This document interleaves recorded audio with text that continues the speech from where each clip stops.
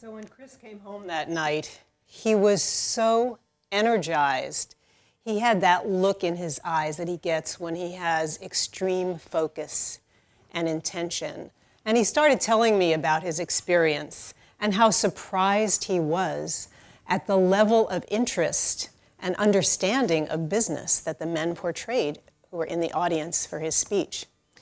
So then he starts pitching me on the idea his new startup is going to be the last mile. We became the last mile, and we were going to have a startup program inside San Quentin. Well, I am not an easy sell.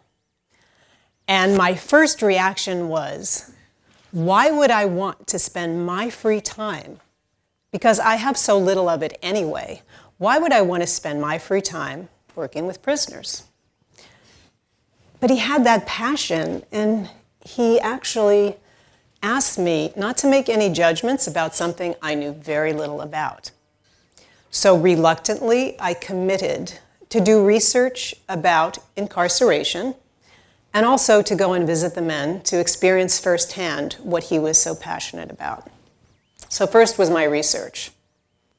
Well, I wanted to find out about more about the issues facing the prison system in California today. And what I learned from my research made me realize that even a small-scale effort could make a difference. So here's some of the learnings. In California, we spend more for prisons than higher education. The average cost per prisoner to taxpayers, $45,000. The rate of recidivism exceeds 60%. So by the time many men are released from San Quentin, as taxpayers, we've already invested nearly $1 million for their incarceration. But without rehabilitation, many of them will return. That's a bad investment. If we could reduce recidivism by just 5%, billions of dollars could be saved in the next 10 years alone. But without rehabilitation, these problems will persist. So if that wasn't convincing enough for me to get involved, I went to San Quentin so I could meet the men, many of whom later became the founding members of the Last Mile.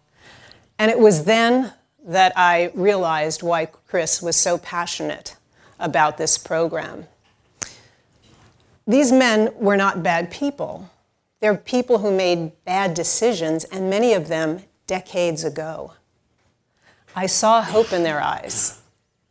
They are determined to succeed and to right their wrong and to give back to their communities and make their families proud. So I agreed. I was on board.